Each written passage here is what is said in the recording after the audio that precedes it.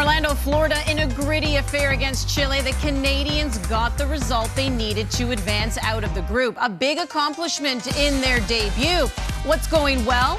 What needs to improve as their tournament continues? Let's discuss on Vamos, brought to you by Degree right here on One Soccer. Hello, everybody, and welcome to the show. Andy Petrillo alongside Gareth Wheeler and Jordan Wilson. Yes, the Canadians have advanced out of the group. Which one of you had the guts to say this is what you expected them to do? I did. I'm just going to put that out there. Wait, hold on. I said they should get out of the group. When? Take it back to a One Soccer Today, like 2 weeks ago, said it. You said Canada Canada made two predictions. Canada get out of the group, Stop and Italy it. dumped out of Euro. Those are the two predictions. Get with it. Well done. You know what? You wait. You wait and see what happens to you. You wait and see. We are live right now, but last I checked, it was 1-0 Slovakia over England. That's all I'm going to say for that one. So here we go. This is how it all started, right? It was a 2-0 loss to Argentina to start the tournament. 1-0 victory over Peru, courtesy of Jonathan David getting that goal, and then last night playing to a 0-0 draw. Both times against Peru and Chile, by the way, the Canadians were up a man. So Peru and Chile each had players sent off in the game. So Argentina, as everyone predicted, I'm not going to take any credit for that, finished first in the group. And Canada finishing second. So they move on. And this is, it's a big deal. This is their debut in the tournament. They've advanced out of the group. Many people were maybe cautiously optimistic. Other people said, no, if this is how the program's going to advance, and especially based on the way they played against Netherlands and France, that the expectation should be they should beat them. Chile, Peru have not been having a good last 2 years. But either way, what's the significance of them moving on? Oh, Canada, oh, baby. I'm pumped. I'm thrilled because through progression, it shows progress. And I think that was a big question coming out of the John Herdman era. How would this team improve? How would they get better? How would they show it? And really, it's coming away with results. It's not a matter of how, it's how many. And this team did enough to get it over the line by doing all the little things right. It's very difficult to analyze and assess the functions of how the team's playing right now, just in terms of the tactics and all that stuff. But it's the little things. It's the mentality. It's the desire. It's riding the wave of the emotion and not crossing the line too much and keeping things on the back. All of these things over the years of covering the national team program for over 20 years now, just moments like we saw, Canada would find ways to lose, right? They wouldn't do enough in order to get it over the line. And now I think there's genuine belief. It was a team that was willing to play together in a compact, connected way. And again, in the big moments, not shy away from it. And that's what I've learned the most about this team. It's everything to do with the mentality of this group is putting them in a position to succeed. So well done to everyone involved. And that's the biggest thing that sticks out to me, Andy Petrillo, is the mentality of the group. The fact that you have these matches where if you're playing CONCACAF or the teams that you should beat, okay, that's a day that maybe you're winning 2-0 and you're scoring goals. But to be hard to beat, which they were and they have been these past 5 games, and then 3 games in this tournament, that's something to commend. Yes, of course, we'll get into it, and you want to see more goals in a thrilling game. But Chile, Peru, to be in it in those matches, also to not concede, I think that's something to celebrate. And I called it gritty because that was the case, even against Peru. And many times, Peru, Chile, they came out, they tried to draw the Canadians back into those types of shenanigans, right? We saw how the U.S. got sucked in as well with Timothy Weah getting that red card. You see how easy it is to lose your head. Yeah. And there is a maturity there that we're definitely seeing with this Canadian squad. And now they are advancing. Christian Jack was in attendance, and this is what he had to say post-match. Canada made history here in Orlando on Saturday night, the 29th day of June 2024, as they reached the quarterfinals of Copa America. That's probably the best place to start. We have many things to say, but the lead headline carries itself. Canada into the quarterfinals after a tournament-defining performance. And this group over the last few years have accomplished many things, but a tournament-defining game they have not yet had. In 2023, we were in Las Vegas to see them beaten comprehensively by the United States in the Nations League final. We know what happened in Qatar in 2022, and of course in 2021 in the Gold Cup, where they performed very well, they lost to a 99th minute winner by Hector Herrera and Mexico in the semi-finals. This was a night where many people who've been connected to Canadian soccer would have thought it would have gone a different way. A hostile environment, a referee who was happy to show his cards, an indisciplined team on one end, but that was not Canada. Canada showed immense maturity on a night where they continued to grow up. When the going got tough, Canada got going. They were on the opposite side of what is usually the other side in the storyline when it comes to Canada playing in international tournaments against these kind of opponents. In the end, it was the Chilean fans and the Chilean media that had a lot of things to say negatively, while Canada were left smiling, heading to Arlington to now meet their next opponent. Overall, Jesse Marsch told me in the press conference that he actually expected Canada to get through the group. I suppose you could argue he should say that. But I don't think he could ever have imagined in 6.5 weeks of his tenure to have seen just how the mentality has improved in this Canadian group. And that is a night to put it into historic perspective. Those of us that have covered this game for a long time, many of you have watched them for a long time, should have watched in awe tonight as Canada never got rattled on a very hot night when the other team wanted them to get that way. This team grew up in front of our eyes here in Orlando tonight, and with it, booked a ticket into the quarterfinals. They say they are not content, and now they can dream even more here in the land of dreams of Orlando. A quarterfinal now against a new opponent in the Copa America. But for tonight, this is a night of celebration for Canadian soccer. Finally, they got it done. 2 years to go to the World Cup in 2026, and 2 years this week, if all goes well, Canada will be playing a knockout game either in Vancouver or, if they finish second, in California. They will be far better for that defining match after what happened here in Orlando on this Saturday night. Celebrate Canada, special times. Enjoy.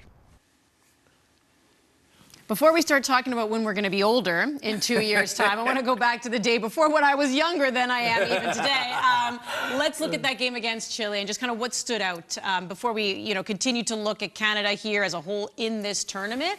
What was it about that game against Chile that maybe impressed you to get the job done? I think the start. Let's start with that first. I think that obviously against Peru it was stale. It wasn't a great start from Canada. But then going and playing Chile yesterday, just the pace and the tempo at which the Canadians went forward and attacked, everything made it difficult. And this man right here, Richie Laryea, just causing havoc, getting Suarez to have the 2 yellows. But just the intensity that they were going forward with and playing. And then also on the other end of that, just the discipline. I think self-control in certain moments, to not give in, to not get too handsy, or to push and shove, just really be about their business. So for me, all around, of course, you want to see more attacking and more goals from Canada, but I thought they were just really locked in and they really pushed and ran the extra meters that you need to be in the next round, and that's why they deserve that. But by the way, when Laryea campaigned for that caution sending off, and we hate when other nations or other teams do it to us. But he's showing, and I honestly think he got the referee to make that decision. I was a borderline second yellow card.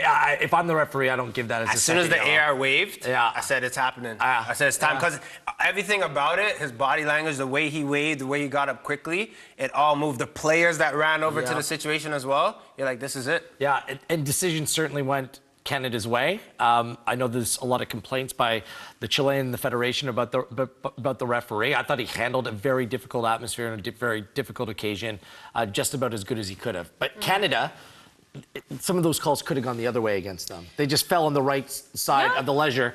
I just want to point out, my man in the match was Moise Bombito.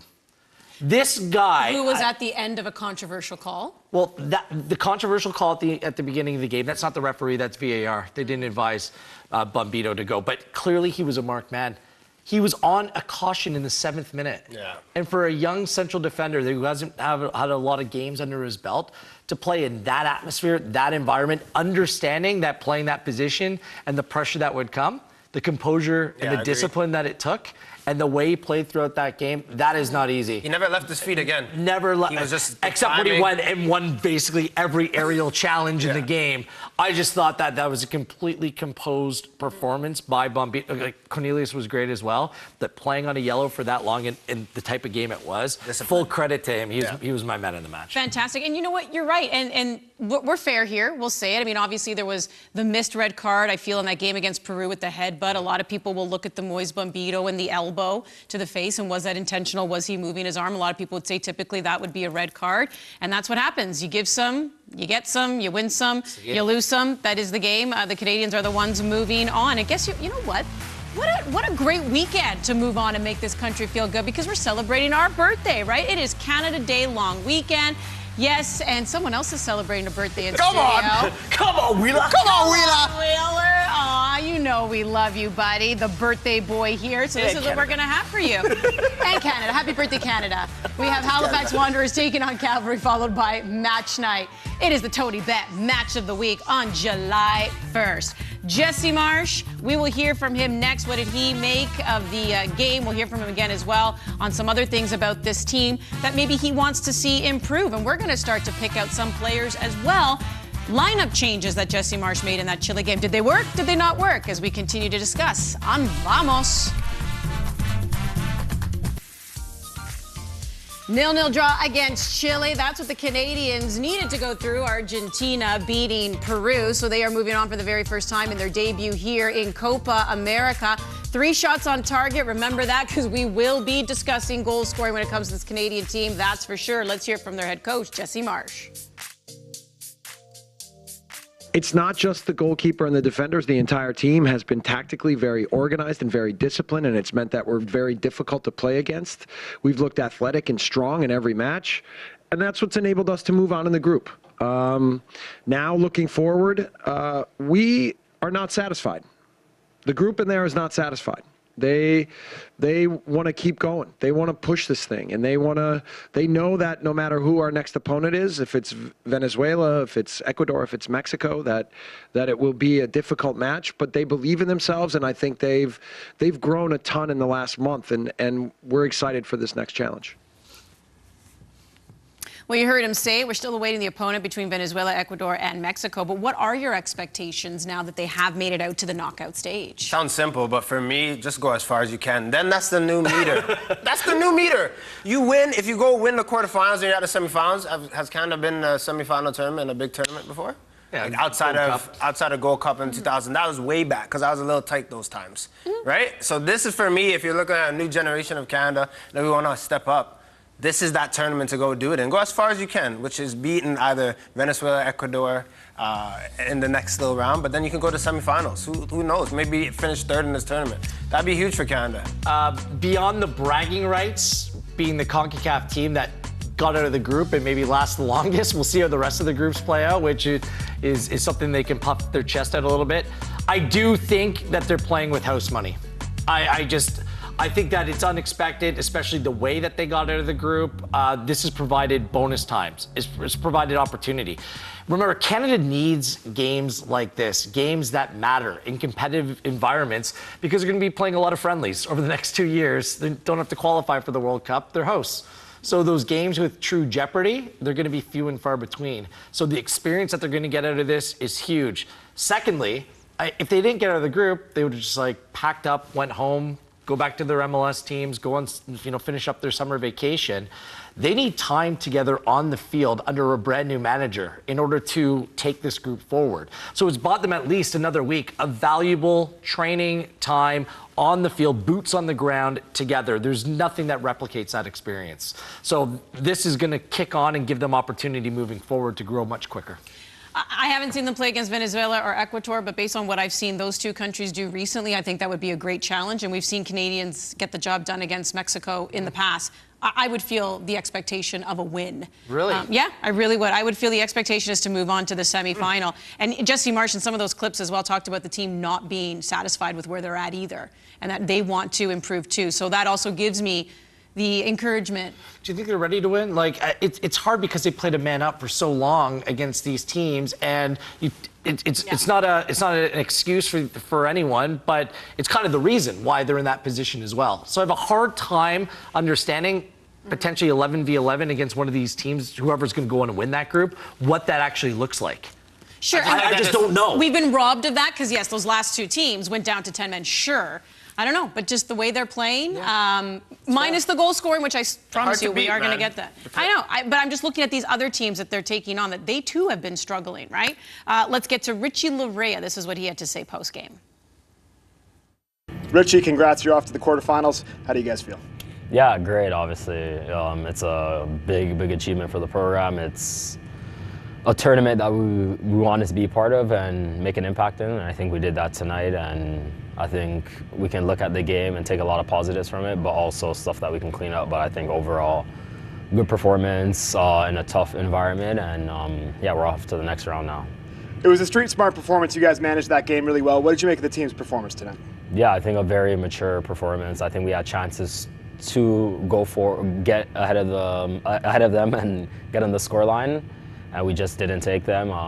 But I think overall defensively we were very good. We didn't give them a whole lot. Really mature, smart performance from us. Obviously, we'd love to have some goals in that match, and I think we were close and missed a few, but overall, I think it was a positive performance from us. We're not sure just yet who will be playing in the quarterfinal, but you guys are off to Dallas tomorrow. Not knowing the opponent, how do you start to prepare for this quarterfinal now?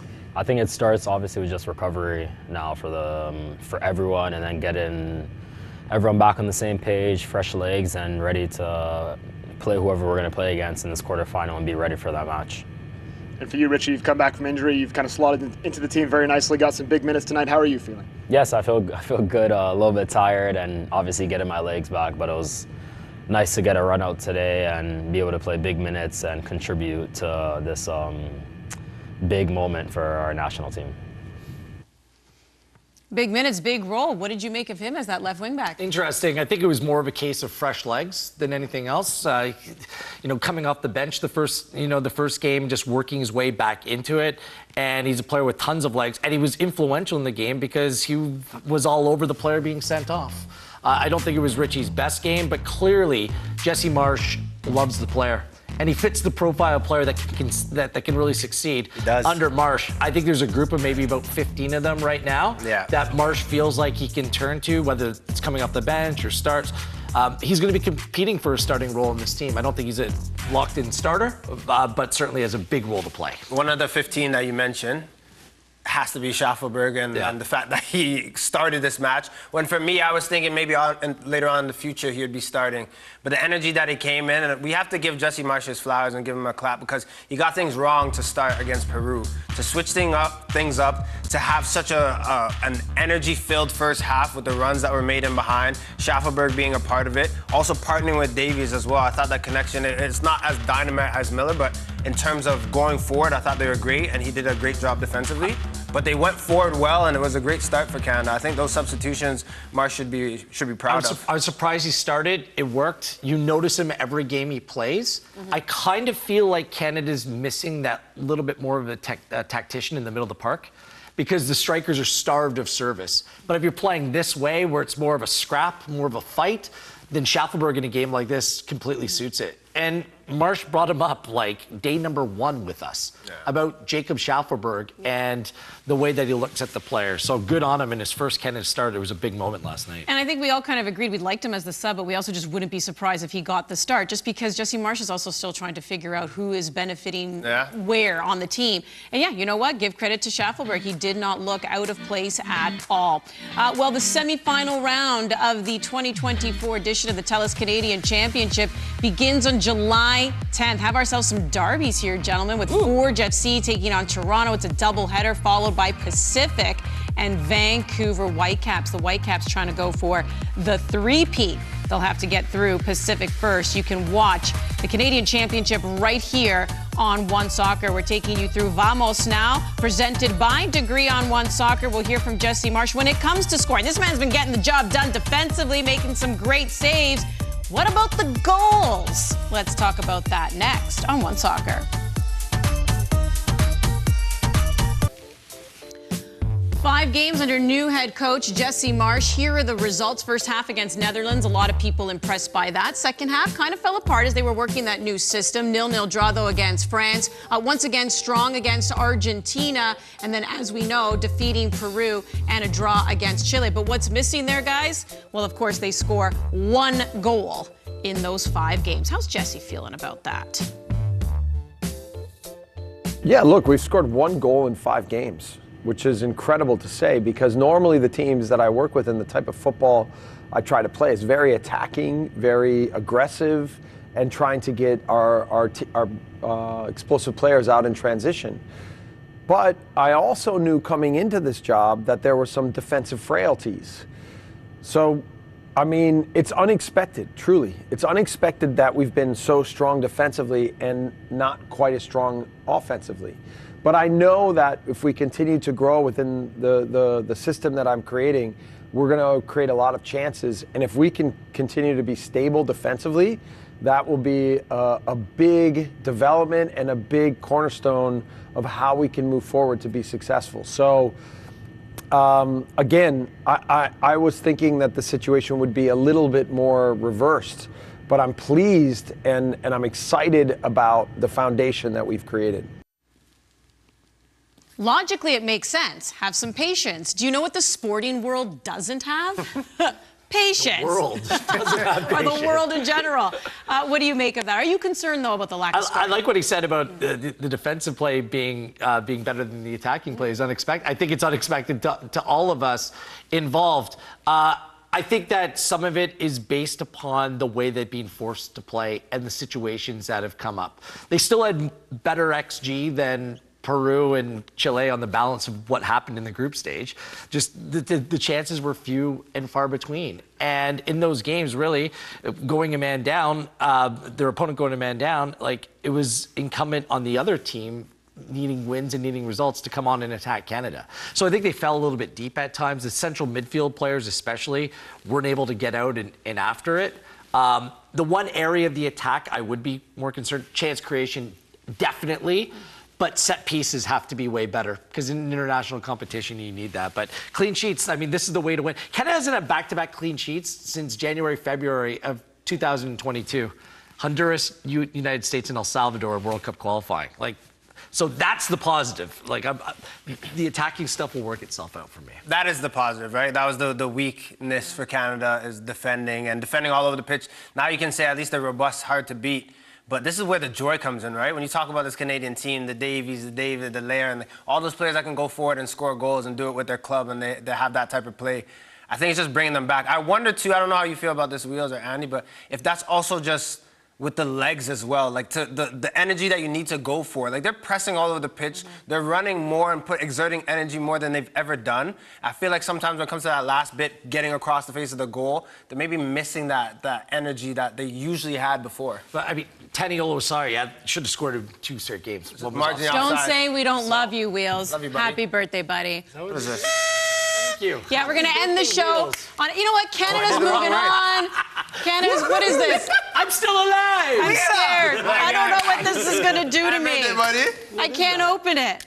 You open it. See, something. Pop it that way, Trills. I am horrible at this thing. Canada's moving on. Wheels is getting older. Life is great, isn't it? You've been watching Vamos presented by Degree right here on One Soccer. The journey for the Canadian men continues in Copa America, which means we continue to get you ready for matches and we continue to give you analysis post-game. Buddy. You trying to open that was hilarious. That was so bad. I was like, that's the worst of the week. It was just not good. I'm just going to stick to this. Bye.